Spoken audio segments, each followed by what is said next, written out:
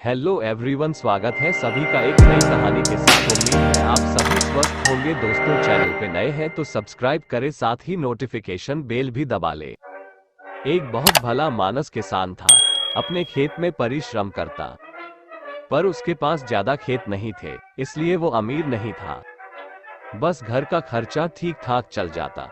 उसका एक बेटा था, उसका नाम था रामू। किसान उसे बहुत प्यार करता था, खुद कम खाकर भी उसे कमी न होने देता। रामू दिन भर खेलता रहता था। किसान की पत्नी प्रायः कहती, देखो जी, रामू बेटा तो किसान का ही है ना, उससे खेतों में काम करवाओ, काम सीखेगा, इस तरह तो नाकारा हो जाएगा। तुम कब तक अपने हाड़ तोड़ते रहोगे, बुढ़ापा आने लगा है तुम्हें। पर किसान ये कहकर टाल देता, भाग्यवान, अपना एक ही तो बेटा है, खूब खेलने खाने दो, वक्त आने पर अपने आप सुध आ जाएगी। अभी तो मेरे हाथ पैर चल रहे हैं, फिर रामू तो है ही, बुढ़ापे में हम दोनों को कष्ट नहीं होने देगा। पत्नी कहती, आजकल के बेटों का कोई भरोसा नहीं। रामू खेलते व मस्ती मारते जवान हुआ। खेतों पर जाकर खेती के काम में अपने पिता का हाथ बटाने की उसे कभी फिक्र न हुई।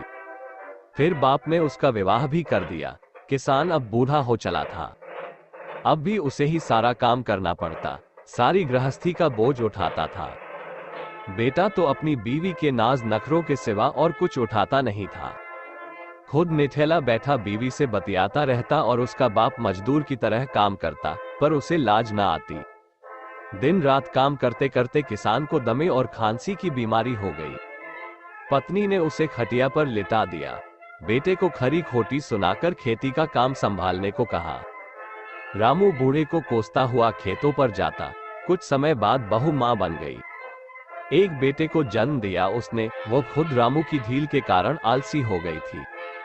बच्चे की देखभाल दादी दादा को ही करनी पड़ती। बच्चा दोनों से बहुत हिल मिल गया, उन्हीं के पास पड़ा रहता। किसान की पत्नी पहले से ही बेचारी अंदर से टूटी हुई थी। एक दिन उसका अचानक निधन हो गया। बूढ़ा अपनी पत्नी के बिना बेसहारा सा हो गया। रामू कामचोर तो था ही, खेती बहुत कम अन्न देने लगी तो घर में तंगी होने लगी। पति पत्नी उसका दोष बुढ़े पर मरते, जो बैठा खाट तोड़ता रहता था और घर का अन्न बर्बाद कर रहा था। पर पोता अपने दादा पर जान छिड़कता था, हर समय उसी की खाट के आसपास मंडराता रहता, खेलता और बूढ़े से बतियाता। इससे बेटा बहू और चिढ़ जाते।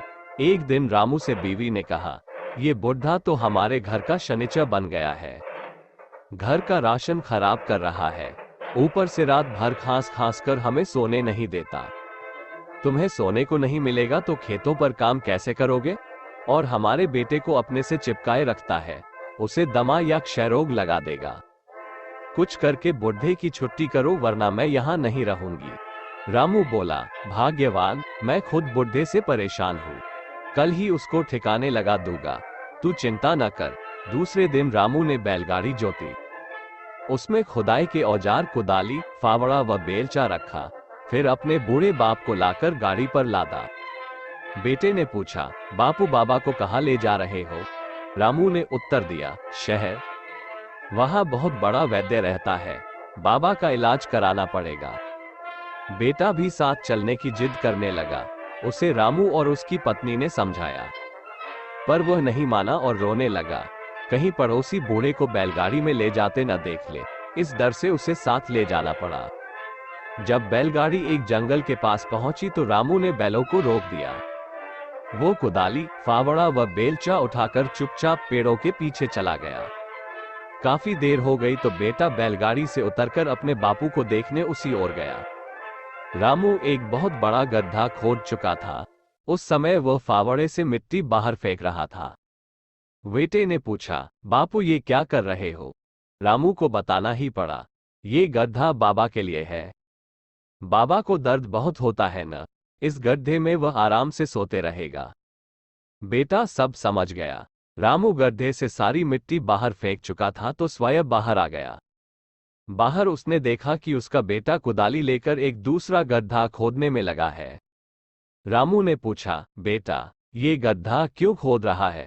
बेटे ने उत्तर दिया, बापू, ये गड्ढा तुम्हारे लिए है, तुम एक दिन बाबा की तरह बूढ़े हो जाओगे, बीमार होकर मेरे लिए बोझ बन जाओगे तो मैं तुम्हें लाकर इस गड्ढे में डाल दूंगा जैसे तुम बाबा को उस गड्ढे में डालने वाले हो। तुम्हें बैलगाड़ी में बैठकर गड्ढा खुदने का इंतजार नहीं करना पड़ेगा। मैं भी इस परंपरा को निभाऊंगा। बेटे की बात सुन रामू की आंखें खुल गईं। वह अपने बूढ़े बाप को वापस घर ले आया। उसने बाप का इलाज करवाया और उसकी सेवा करने लगा। तो दोस्तों, इस कहानी से हमें सीखना चाहिए कि जो दूसरों के लिए गड्ढा खोदता है उसे अपने लिए भी गड्ढा खोदा हुआ मिलता है। दूसरों के साथ हमेशा ऐसा व्यवहार करो जैसा तुम दूसरों से स्वयं के लिए चाहते हो। उम्मीद है आपको कहानी पसंद आई होगी, तो वीडियो को लाइक करें। अभी तक स्टोरी बुखार को सब्सक्राइब नहीं किया तो जल्दी से सब्सक्राइब करें, साथ ही घंटा भी दबाएं ताकि ऐसी और कहानियां हम आपको सुना सके। धन्यवाद।